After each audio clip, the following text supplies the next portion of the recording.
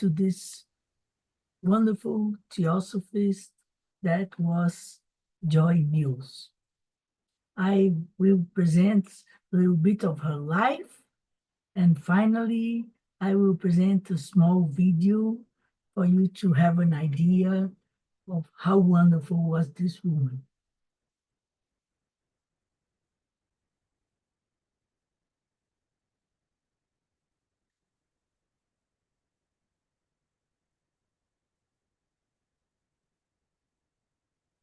Are you able to see? Yes, we can see it. Well, so Joy Mills. We start with a rather personal introduction. I met her in the 60s in Brazil. I heard many stories about her. Well, in fact, I was a child, and she came to Brazil several times. And of course, I was not really able to uh, appreciate her work at that time. But nevertheless, I heard many stories about her. Well, in Theosophy Wiki, we can find many things about her. It's a very complete in documents about everything of her life and with photos and so on. Well, I took some things from there and also some things from what I remember. Um, she joined the TS in 1940 with 20 years old. Yes, well, and her word about why she joined the TS at that time was that the TS was not a society that told her what she had to believe. So this free thinker nature of the Theosophical Society was the thing that attracted her. There was a friend that was reading some books, and she started reading books with a friend, and then she went to the TS. Well, but very quickly, Sidney Cook, who was the president of the Theosophical Society in America in 1942, he invited her to become a staff member in Olcott. Olcott is the name of the center, the headquarters of the Theosophical Society in America that is located in Wheaton, Illinois, 1 hour more or less from Chicago. Well, so she was a young member, but she was already invited to become a staff member. Well, but not only that, because in 1942, she was pushed to give talks. Why she was pushed to give talks when she has just became a member of the staff in Alcott Center of the Theosophical Society in America. She explains that there was the war, and many men went to the war or went to the army, and then the team that they have of workers was not so big. She was rightly pushed to give talks. But there was an inconvenient incident. The first talk that she gave, when she finished, an old man, asked her, "Have you read The Secret Doctrine?" I said, "Oh," she said, "Oh, not really, sir. It's too difficult. I didn't read it yet."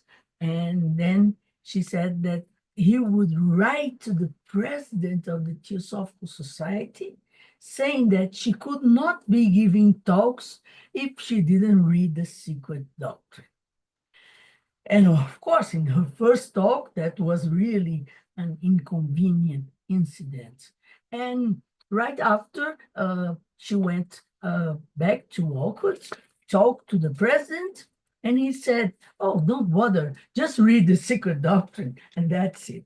Well, but in 1943, she was already a member of the lecture platforms. So she was already in the team of the ones that were giving regular talks in the US. And in 1945 was her first trip lecturing on the West Coast. The TSA, Theosophical Society in America, is the second biggest section in the world. The first is India, of course. India has almost half of the members of the whole world. But the second section is the USA. It's a very big country. And in that time, they had this program of lecturing around the country. Well, we'll talk about that a little bit later. Well, in 1948, she left Alcott, she left the center of TSA and went to Seattle for 7 years because she wanted to become a teacher, thinking that she had no income, and when she would be old, she would be a burden for the TS. So she decided to have her own income, although she kept on working for the TS. She gave talks in the West Coast, as they say, and well, she was there for 7 years. And during summers, where they have the summer school and other programs, she would come back to Walcott and participate. And well, and in 1948 itself, she became president of the Northwest TS Federation. Well, so her career was very fast. With 8 years membership, she was already the president of one of the federations of the Theosophical Society in America. In the US, they have, or they had, at least they had, now I don't know, but I think well, they had for sure, what they call the spotlights. What was the spotlights? Spotlights were people that were selected to go around the country giving regular talks, including arriving in some new cities where there was no TS, contacting the local press and starting a program to start new lodges. In fact, I am very much inspired by this Spotlights program.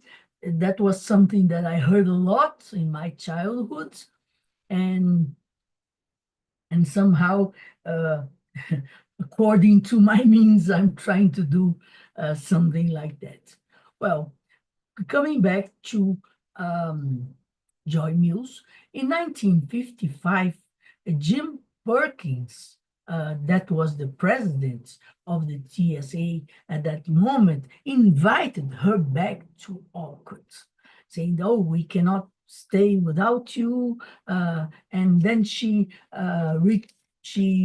quit her job as a teacher and came back to the Theosophical Center in Wheaton, becoming the assistant editor of the American Theosophist. And in 1960, she became the vice president of the Theosophical Society in America. The president was Henry Smith. But in 1965, Henry Smith resigned, and she became the first woman president of the Theosophical Society in America. Because as the president resigned, she was the vice president, so she assumed the presidency. In 1966, she was finally elected president of the Theosophical Society in America. And she had a great participation in what is called the Kern Foundation. It's a foundation from the Kern family that has some rules and somehow maintain the theosophical activities in the United States until today. Well, she was president of the Theosophical Society in America in 1965, as we saw. In 1966, she was first elected. 69, she was elected again. 72, she was elected again. And that lasted until 1974. And in 1968, in Brazil, we have a center called Raja Center. Raja is a name in homage to Dinaraja Dasa. It's situated in the outskirts of the city of São Paulo. And in 1968, they had a meeting there, and a lot of representatives of many countries trying to create the Inter-American Federation.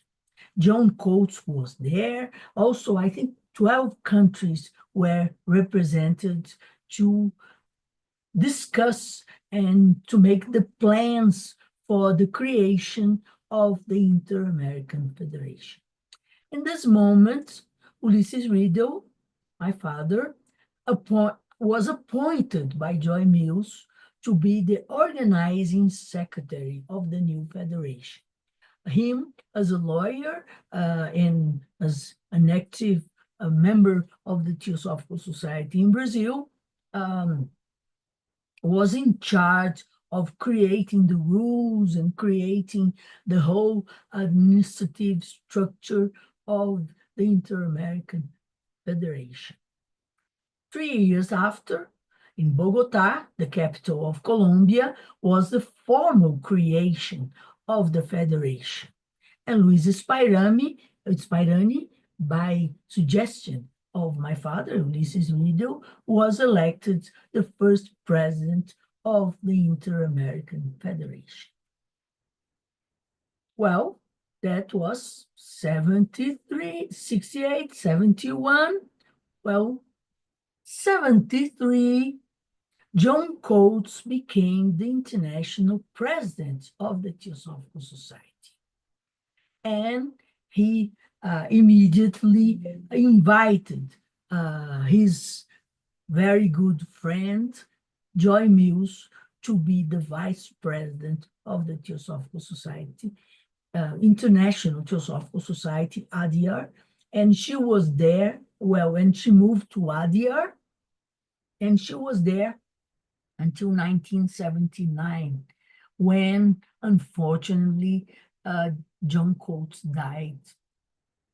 And she became the president of the Theosophical Society, ADIAR, for 1 month as the vice president, and elections were called, and Radha Burnier in 1980 became the president in substitution of John Coates. And exactly in 1980, Annie Green invited her to take over the Crotona School of Theosophy.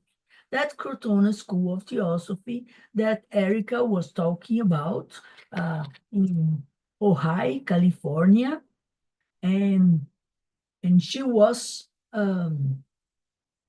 she took over the Crotona School of Theosophy for 12 years, so from 1980 to 1992. Well, in 1993, there was the World Congress in Brasilia, and she came as well representing the United States as the president of the Theosophical Society in America. And right after was the Parliament of the World's Religions in Chicago in 1993. You may remember that in 1893, Annie Besant and others and made the Parliament of the World's Religions in Chicago, and uh, that was the first time that Buddhism and Hinduism were officially presented to the Western public, and it was a memorable event. And 100 years after the Parliament of the World's Religions, of course, the Theosophical Society in America had to be present in Chicago. Well, a long life of a lot of theosophical studies and activities, but, well, doesn't stop there. In 1994, she became the president of the Theosophical Society in Australia. At that time, she also worked in the Indo-Pacific Federation, being in Australia, and also she was a member of the General Council, and she from Australia, she would go to India to the meetings of the General Council every year. Every year, when there is the convention starts with the meeting of the General Council in Adyar, and she was very active in this manner. Well, in 2010, with Virginia Hanson, she wrote a book, masterpiece called Reflections on an Ageless Wisdom, a commentary of the Mahatma Letters to AP Synod. I have been studying the Mahatma Letters to AP Synod for a long time, and I tell you, I wrote every comma of this book. It gave me a lot of hints, including historical hints of the situation when the letters were written, personages, people that were active in the Theosophical Society at that time. It's really a masterpiece. It's a wonderful book. It's not the only book that she wrote. We'll see that. Well, I'm taking just what I consider the most important features of her life, although I may be missing a lot of things, because she was really a very active theosophist and a prolific writer, prolific orator. She gave talks everywhere and so on. Well, in 2011, she was presented with the Subahal Medal for the many contributions to the Theosophical literature. It's an honor to receive the Subahal Medal, and she was honored by that in 2011. In 2014, there was a seminar in Crotona about the voice of the silence, and I had the privilege of being there and watched all her presentation about the voice of the silence. Well, in fact, she gave lectures over 50 countries in the world. She was a member of the Round Table and also worked hard for the Round Table. She worked for Masonry and stayed with uh, a Masonic uh, movement that accepts women called Les Droits Humains, and she was 33 degree on that on that order.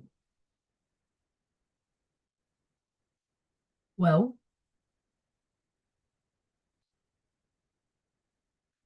well, in October 9th, 2015, in Crotona, they celebrated her 95th birthday. But in December 29th, she passed away. Well, that's a small synthesis of what I can say about Joy Mills, but it's not only. She wrote so many books, and I will put here the title of the books that she wrote. She wrote An Approach to the Study of the Secret Doctrine. She wrote Entering the Sacred Way, a psychological commentary on Light on the Path. She wrote From Inner to Outer Transformation, Lectures on the Voice of the Silence. She wrote The Human Journey, Quest for Self-Transformation. She wrote The Key to Theosophy, An Abridgment. She wrote Living Wisdom, Lectures on the Secret Doctrine. She wrote The Myths of Our Lives, A Way to Personal Transformation. She wrote Theosophy and Psychology, A Study in Consciousness, a course for students. Also, she wrote Oh Hidden Life. Well, this amazing woman, this prolific writer, this very good uh, speaker,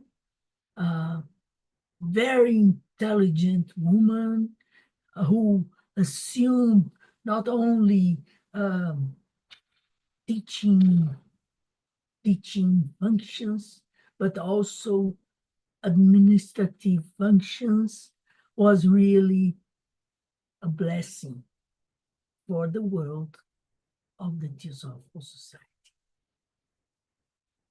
Well, now I want to present a small video.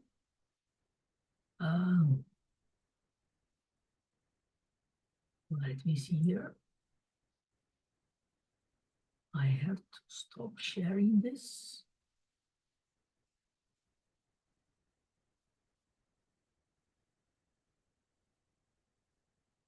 Just 1 minute.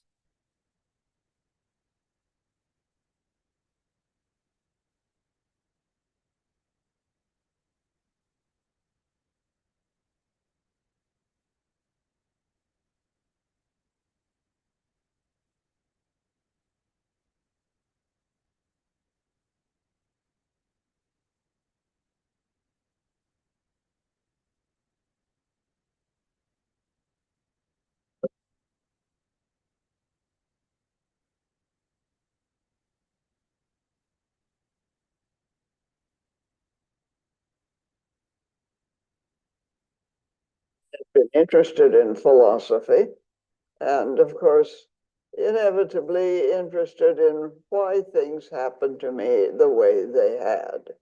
Uh, what had brought about this situation, which I found myself. So this sounded like a reasonable philosophy, and so I began studying it also. How have the teachings of theosophy helped to shape and guide my life? Well, certainly it's given me a purpose in life. And working for the society has been a rich adventure. It has led me to travel around the world and meet members in so many different countries on virtually every continent except Antarctica, of course. It has broadened my view. It has also deepened my understanding of what it really means to be human. It has deepened my understanding of the laws that govern the universe, not in some external sense, but that are natural laws, cycles, uh, the universality of right action, and that every action has its consequences, what we call the law of karma, of course. The study of theosophy has certainly given me a confidence in the future. I don't think we're going to destroy ourselves. We're doing our best to destroy the planet, of course, but I think that there are more and more people awakening to our responsibility, that we have a responsibility for the earth, and we have a responsibility for each other, to care for each other, to help each other. I suppose it has shaped my life in ways that I don't even recognize, perhaps, because it's such an intrinsic part of my life. I can't imagine shutting down into a narrow kind of sectarian frame anymore, because the whole perspective that theosophy gives us is a broadening, a widening, a deepening perspective.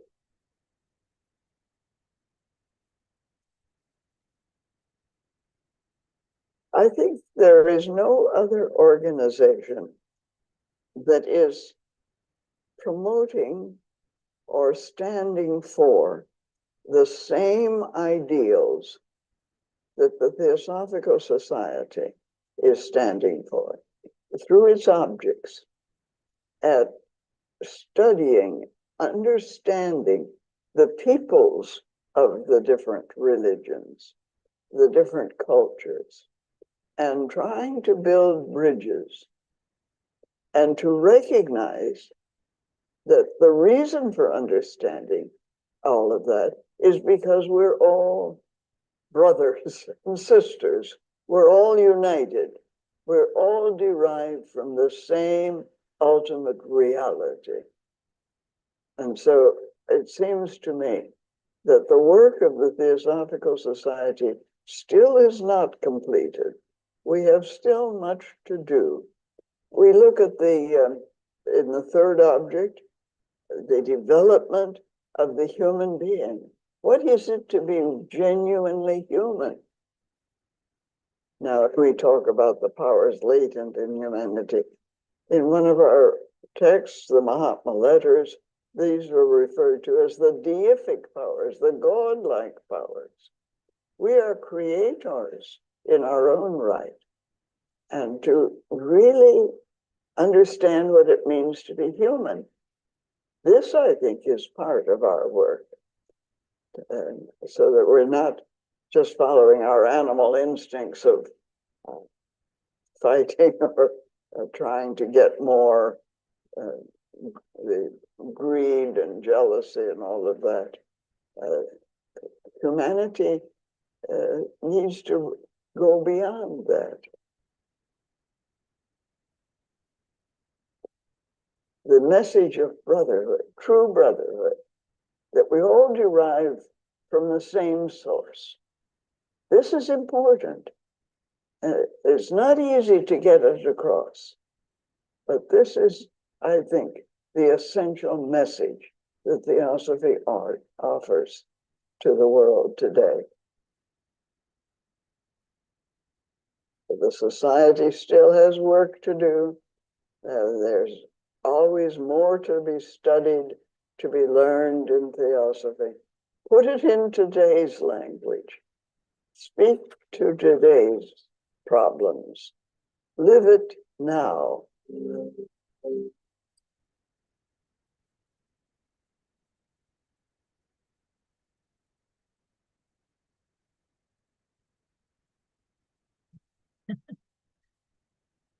That's what I have to say about Joy Mills. That wonderful woman that worked so hard for the Theosophical Society in the world. And one thing that I didn't mention, but I will mention now, as she said that it was her childhood sufferings that led her to look for Theosophy.